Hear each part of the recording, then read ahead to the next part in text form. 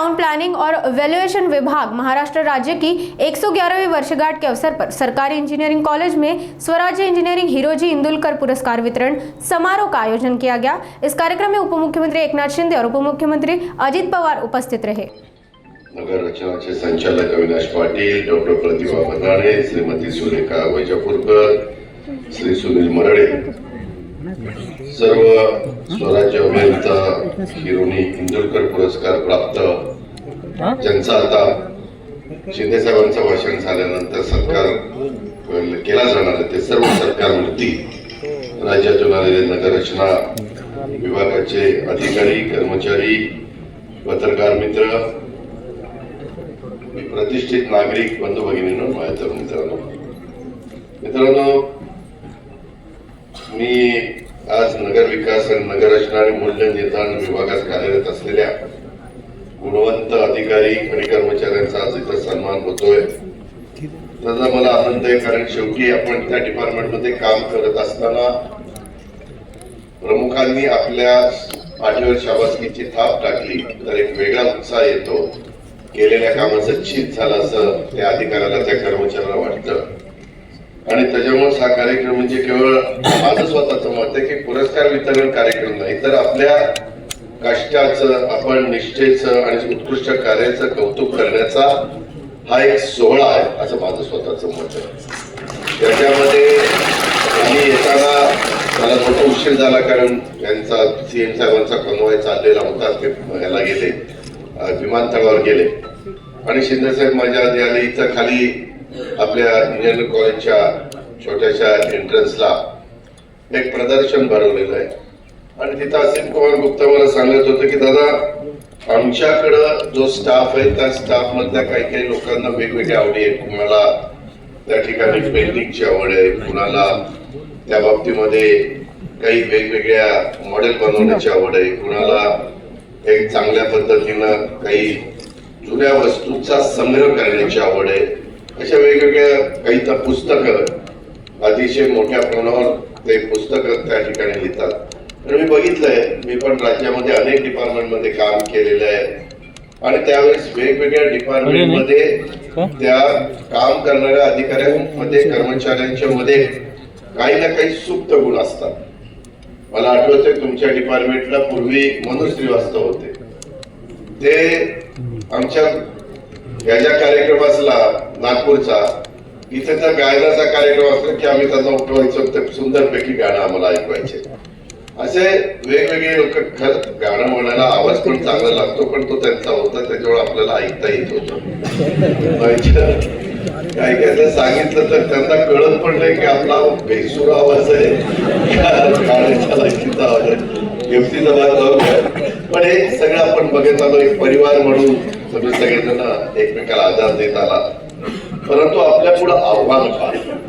काल मी पुण्यामध्ये, शिंदे साहेब, पुण्यामध्ये सध्या ट्रॅफिकचा इतका प्रश्न निर्माण झालेला आहे। आताच मला मुरलीधर मोहोळांचा पण दिल्लीवर फोन होता। आमचे रिंग रोडचं काम तुम्ही आता रस्ते विकास महामंडळ करताय, तो एक रिंग रोड आहे, त्याच्यानंतर आपला PMRD एक रिंग रोड करताय, अजून एक रिंग रोड आहे। पुणे पिंपरी चिंचवडची वाढ लक्षामध्ये घेता मी एक शहरापुरतं बोलतोय, परंतु अशीच पद्धत राज्यातल्या इतरही वेगवेगळ्या भागामध्ये, पण सगळ्यात जास्त वाढ तुम्ही नगर विकास आणि नगर रचना या सगळ्या माझ्या डिपार्टमेंटमध्ये काम करत असणाऱ्या मूल्य निर्धारण मधल्या लोकांना मला सांगायचे की मी हल्लीकरांना आणि मनोज पाटलांना त्याचा ते प्लॅन बनवायला सांगितलेला होता। हल्लीकरात आपल्या मेट्रोचं काम बघतात, तुम्हाला आश्चर्य वाटेल, आज पुण्यामध्ये 8 आमदार आहेत आणि माझ्या पिंपरी चिंचवडला 3 आहेत। 2054 ला पुण्यापेक्षा पिंपरी चिंचवडची लोकसंख्या वाढणार आहे, दोन्ही शहराची लोकसंख्या 2 कोटी होणार आहे। तुम्ही विचार करा, किती आम्ही चांगलं काम करण्याचा प्रयत्न केला तरी याला पाणी कुठं आणायचं? मित्रांनो, मी ज्यावेळेस 91 ला राजकारणात आलो, खासदार झालो बारामतीचा, त्यावेळेस पिंपरी चिंचवड पूर्ण बारामती लोकसभा मतदारसंघात होता, थोडा भाग खेळला जायचा, नाहीतर 80-85% पिंपरी चिंचवड बारामती लोकसभा मतदारसंघात होतो। त्यावेळेस मला पाण्याच्या बद्दलचा थोडासा अभ्यास करायची सवय। त्यावेळेस पुण्याला वरसगाव पानशेत खडकवासला टेंकर धरणाचं 5 TMC पाणी लागायचं आणि आजच्या घडीला पुण्याला टेंकर खडकवासला पानशेत या वरसगाव याचं 22 TMC पाणी लागतं. पाणी शेवटी आमच्या शेतीचं कमी झालं. कुणी राज्यकर्ते असले तर पहिलं पाणी प्यायला, दुसऱ्या शेतीला, तिसऱ्या इंडस्ट्रीच्या करता आम्ही ट्रीटमेंट देऊन ते पाणी देण्याचा प्रयत्न करतोय. पण एवढी मोठी आव्हानं आहेत, नद्या खराब होत चाललेल्या आहेत, शहरं बाकार होत चाललेली आहे, वाहतुकीचा प्रश्न कठीण होत चाललेला आहे. वाहतुकीचा प्रश्न जर सोडवला नाही तर आज देशामध्ये आपलं पुन्हा 3 नंबरला गेले. इतकी स्लो वाहतूक या ठिकाणी होती. अशा अनेक बाबी आहेत आणि याच्यातून ज्या त्या डिपार्टमेंटमध्ये काम करत असणाऱ्यांना पुढच्या पिढीचा विचार करून निर्णय घ्यावे लागणार. नाही तर पुढची पिढी तुम्हालाही माफ करणार नाही, मलाही माफ करणार नाही. राज्यकर्ते म्हणून आम्हालाही दोष देतील की हे इतके वेळेस राज्यकर्ते होते, आता कळत नव्हतं का. आता व्हर्टिकल आपल्याला जायचा प्रश्न येतोय, गत्यंतर नाही. व्हर्टिकल जात असताना जागेचा अंदाज मला तिचा असे गुप्ता सांगत होते की दादा आम्ही वडूजला टीपी स्कीम केलेली आहे. वडूज म्हणजे खटाव तालुक्यातलं एक गाव आहे. तिथं वेगवेगळ्या लोकांच्या जमिनी घेऊन एक चांगला कन्सेप्ट आहे. तो एकदा लोकांच्या मध्ये पॉप्युलर झाला तर अनेक जण पुढे येतील. ते खास झाडांच्या करता मग त्याच्यात ऑक्सिजन देणारी झाडं असतील, आणखी काय असेल. मी शिरपूरला जातो त्यावेळेस शिरपूरला आपले अमरीश पटेल त्यांनी खूप चांगल्या पद्धतीने केलं. परंतु सगळ्याच भागामध्ये तसं लक्ष घालणारे लोक पाहायला मिळत नाही आणि त्याच्यामुळं साहजिकच मग आपल्या डिपार्टमेंटवर ही जबाबदारी त्या ठिकाणी येऊन पडते. ग्रामीण भागाचं नियोजन करताना आमच्या शेतीची जमीन, वने आणि इतर नैसर्गिक संसाधनांचं देखील संरक्षण करणं आणि विकास आराखड्याच्या माध्यमातून पर्यावरणीय मूल्यांचं जतन करण्यासाठी उपाययोजना करता येऊ शकतात. हरित विभाग, घनकचरा व्यवस्थापन यासारख्या उपाययोजना करू शकतात. सुनियोजित प्रयत्न करणं, आर्थिक स्वावलंबन करणं, नियोजन प्रक्रियेद्वारे आर्थिक विकासासाठी महत्वपूर्ण क्षेत्राची ओळख पटवता येऊ शकते. जसं की कृषी आधारित उद्योग, पर्यटन किंवा स्थानिक हस्तकला, ज्यामुळे विकास केवळ शहरी विस्तारावर अवलंबून न राहता ग्रामीण उद्योगाच्या वाढीवर देखील आधारित त्या ठिकाणी होतो. आज आमचे महिला बचत गट खूप चांगल्या वस्तू करतात, परंतु त्यांना विक्रीची व्यवस्था नसते. त्यांच्याकरता काही स्टॉल, त्याच्याकरता काही आरक्षण की हे त्या त्या भागातलं स्थानिक जी कलाकुसर असेल त्यांच्याकरता ते स्टॉल, अशा पद्धतीनं त्या आरक्षणामध्ये असेल कुमार गुप्ता तिथं बदल केले पाहिजेत. आता हे सरकार 5 वर्ष राहणार. हे आता इकडे गेला ती तिकडे गेला असं काय म्हणाल. 237 जण आम्ही आहोत. 5-35 इकडे तिकडे गेले काय नाही गेले काय फरक पडले. आम्हाला राहता येत लागण्यापेक्षा 45 सेकंड. त्याच्यामुळे आम्ही सगळ्यांना धरून चाललोय. त्याच्यामुळे वेगळी बातमी, अजित पवार कडाटले माझ्यावर धरलं, काही बोललं बोलायचंच नाही, माझ्यावर धरलं आणि तेच बाकीचं सगळे लेखन सोडून आणि ब्रेकिंग त्याला विचारलं हे काय लावलं. त्यालाच टीआरपी मिळतो. आता तुझ्या टीआरपी करता माझी बदनामी का करतो बाबा. जाऊ द्या, बेजारचा भाग सोडून द्या. सांगायचं तात्पर्य की आता असित कुमार गुप्ता आपल्याला 5 वर्षाचं खूप चांगल्या प्रकारचं नियोजन करता येऊ शकतं. परवा पंतप्रधानांनी आम्हा सगळ्या महायुतीच्या आमदारांना 3 तास दिले होते. त्यांनी पण अनेक गोष्टीच्या सूचना त्या ठिकाणी केल्या. देशामध्ये चांगली शहरं, इंदूर शहर असेल आणि काही वेगवेगळ्या प्रकारची शहरं की जिथं खरोखरीच त्यांना तिथं कायापालट करता आला, तो त्यांनी कसा केला, मग तो आपल्याकडे कसा येईल. आता ते वडूजचं उदाहरण दिसायला तर छान दिसतं. ते उद्या त्याला पॉप्युलर झालं तर कदाचित ते आपल्या राज्यात तर पॉप्युलर होईल, पण आजूबाजूचे पण राज्य येतील आणि त्या पद्धतीने करण्याचा प्रयत्न करतील.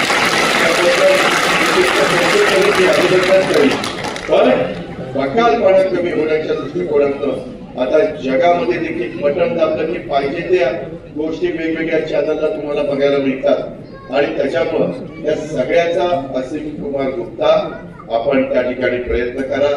आपल्याला पाठीशी स्वतः एकनाथराव शिंदे साहेबच आहेत, त्याच्यावर आमच्यासारख्याची गरज पण नाही.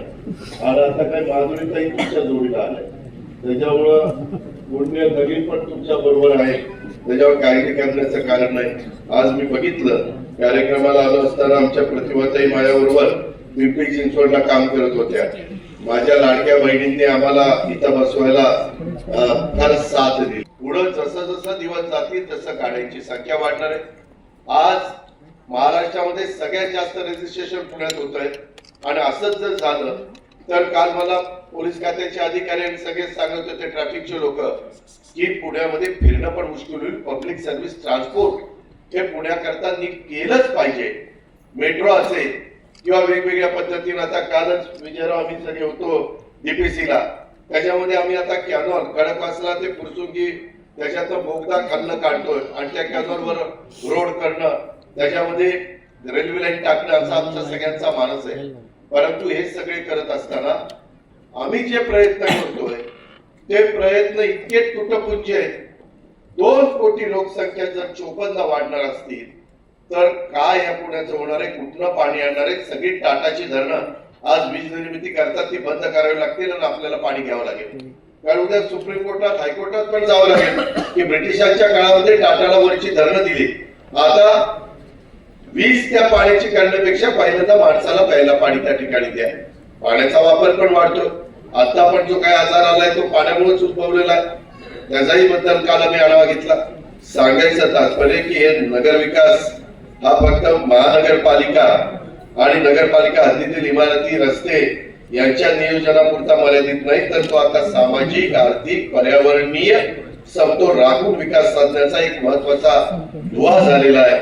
नगररचना आणि मूल्य निर्धारण हे आपल्या शहरीकरणाच्या प्रवासातील महत्वाचे घटक होऊन बसलेले आहेत. आधुनिक तंत्रज्ञानाचा वापर करून जनतेच्या गरजा आपण लक्षामध्ये घेऊन आणि पारदर्शकता जपत विकासाची दिशा ठरवणं ही आपल्या सर्वांची जबाबदारी आहे. आरक्षण टाकताना देखील पूर्वीच्या काळातले आरक्षण आता भाजी मंडईचं आरक्षण, दफनभूमीचं, स्मशानभूमीचं, एसटीपी प्लांट वगैरे वगैरे, सिवरेज प्लांट, खूप काही त्याच्यामध्ये आपल्याला करावं लागतंय.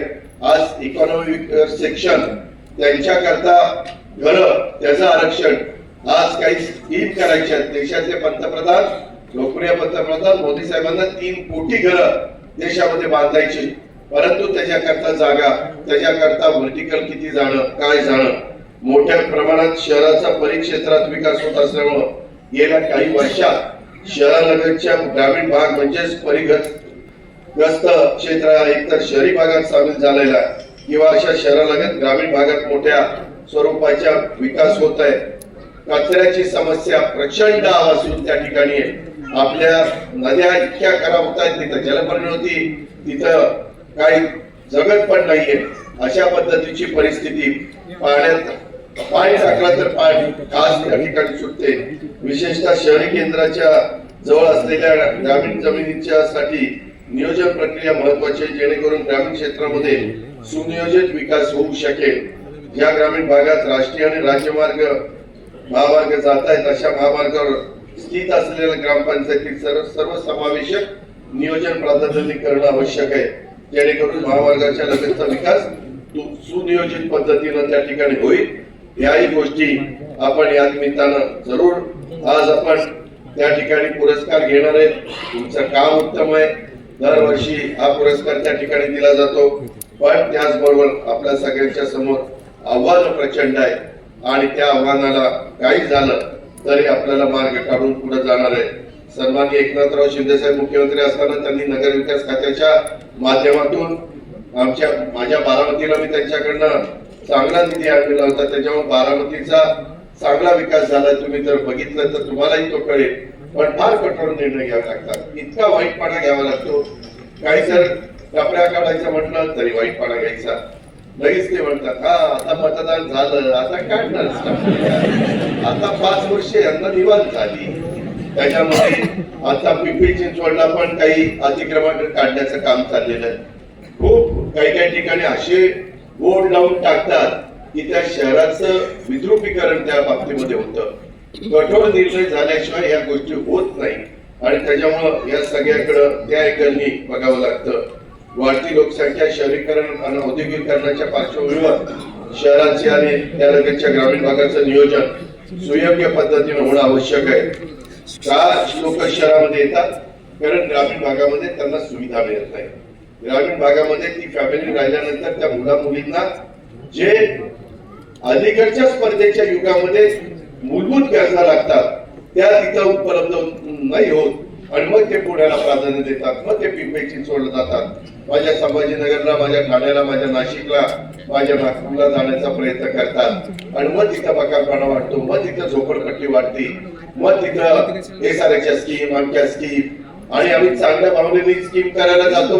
मग ते झोपडपट्टीमध्ये राहिल्यावर त्याला चांगलं घर मिळतं, ती युपी मध्ये फोन करून सांगतो मला चांगलं घर मिळालं.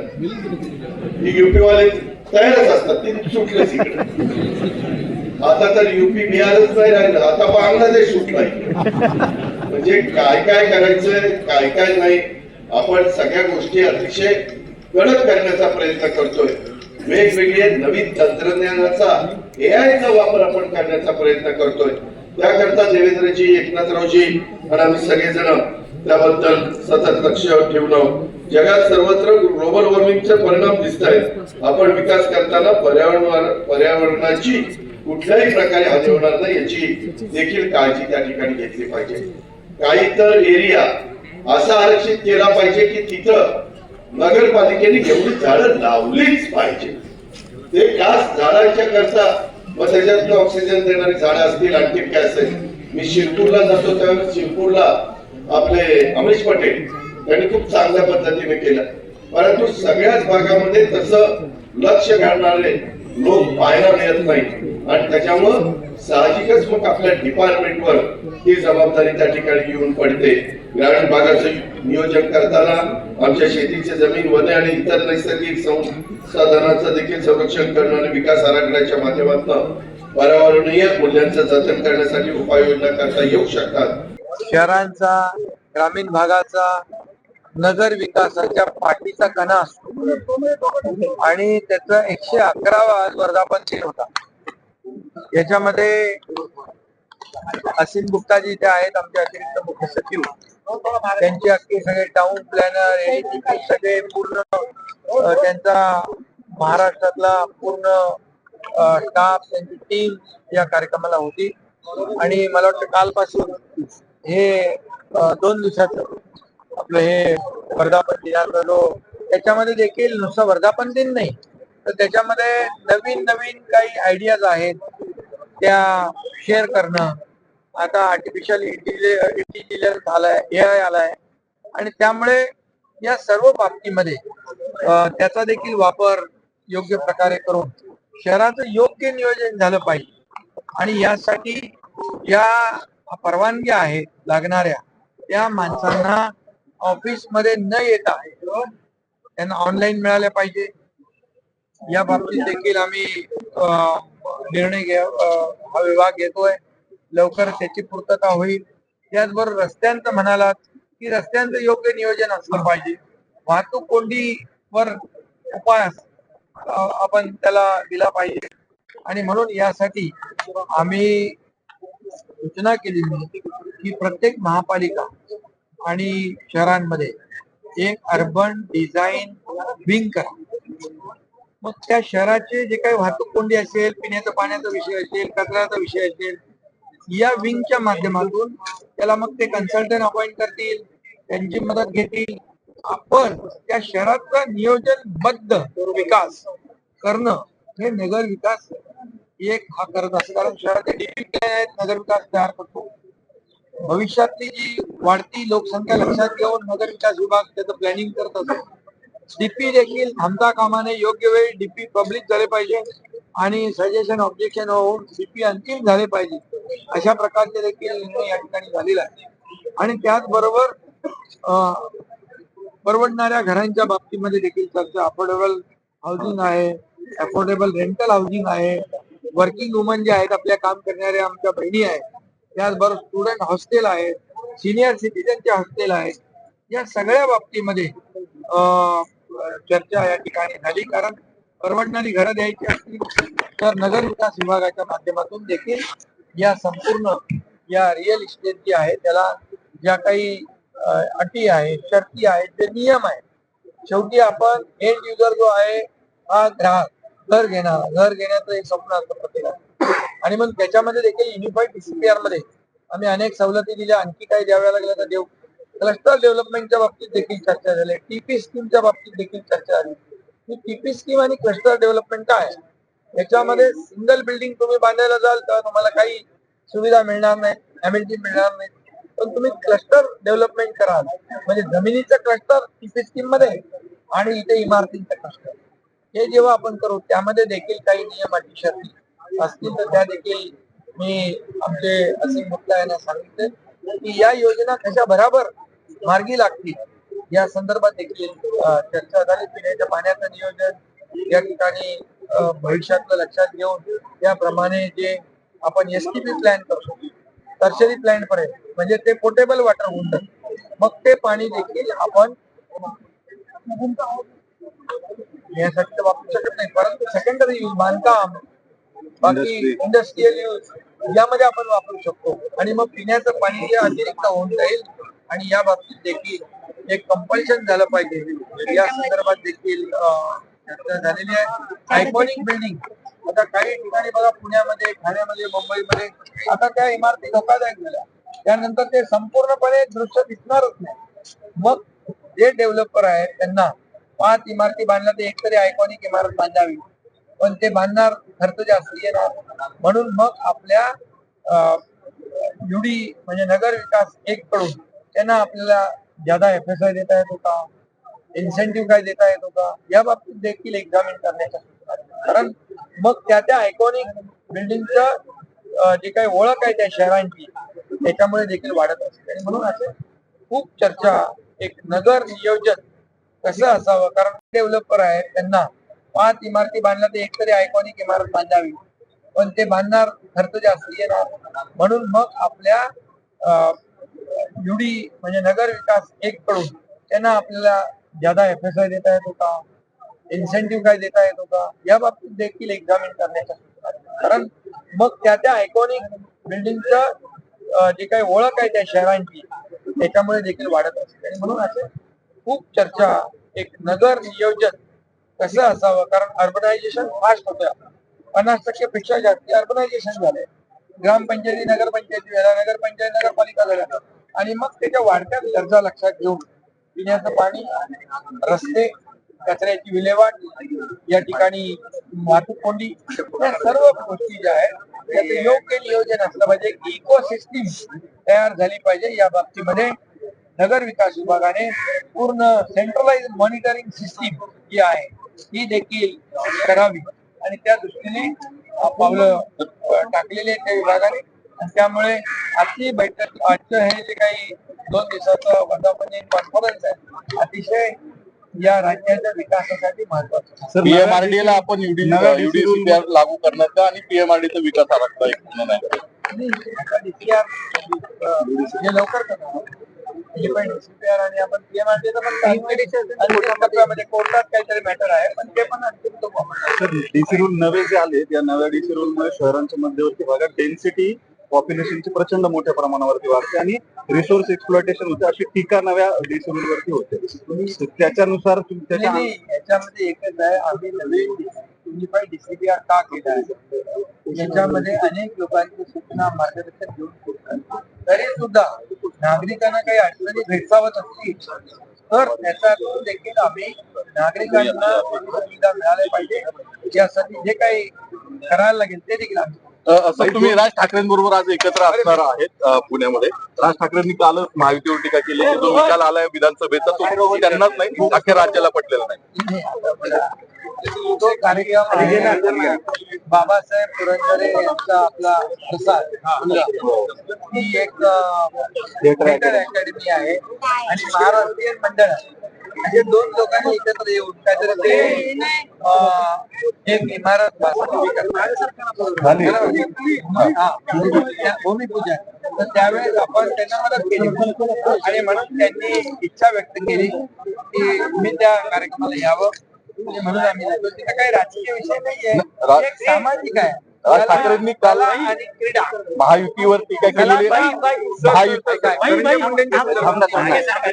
कलाकार घडतील आणि खेळाडू घडतील, त्यामुळे एक चांगल्या प्रकल्पाला शुभेच्छा द्यायला